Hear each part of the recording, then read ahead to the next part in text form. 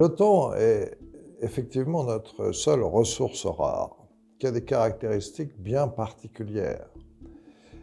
Par exemple, on ne peut pas épargner du temps pour le consommer plus tard. On ne peut pas décider, si aujourd'hui on n'a pas grand-chose d'intéressant à faire, d'économiser 4 heures et de reporter 4 heures demain pour pour vivre une journée de 28 heures. Donc le temps, c'est quelque chose qui s'impose à nous. Et la deuxième caractéristique, c'est qu'il doit absolument être occupé. Le cerveau ne peut pas rester inactif, en aucune façon. Il faut l'occuper.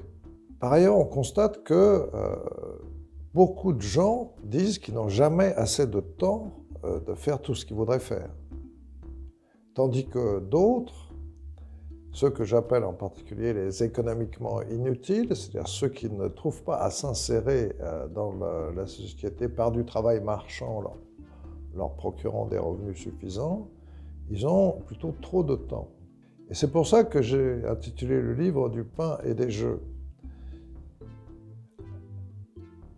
À l'époque de l'empereur Marc Aurèle, à l'apogée de l'Empire romain, Marc Aurèle qui était par ailleurs un philosophe stoïcien, la société romaine se présentait ainsi. Il y avait une grande masse d'esclaves en bas de la société, puis au-dessus il y avait les citoyens romains, il y avait les métèques quelque part, il y avait des statuts particuliers.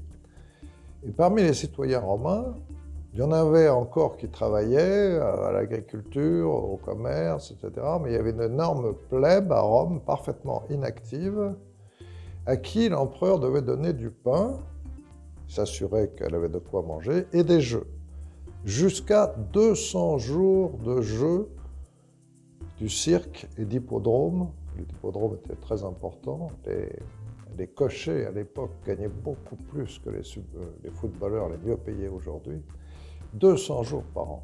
Et au-dessus, vous aviez une aristocratie extrêmement riche. Une très mince aristocratie extrêmement riche. Mais ce type de société, je crains que si certaines tendances se prolongent, il soit devant nous, de façon modernisée évidemment, avec les étrangers, avec des statuts de moins en moins favorables, mais qui sont là, qui sont comme les esclaves romains.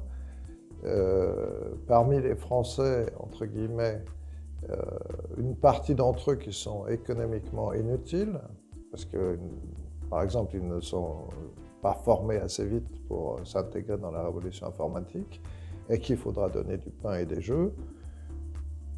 Une grande masse de ce que j'appelle des sédentaires qui vivent pas beaucoup au-dessus du SMIC, et puis une élite dont pas tellement les revenus en France, mais les patrimoines explosent.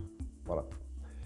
Alors, c'est pourquoi la deuxième partie du livre, après avoir posé des critères de justice, qui sont la plus grande liberté d'accès pour tous aux usages qui sont pour lui les plus riches du temps, qu'il s'agisse du temps marchand, du temps domestique ou du temps libre. Je fais un certain nombre de propositions pour éviter d'aller vers une société du pain et des jeux.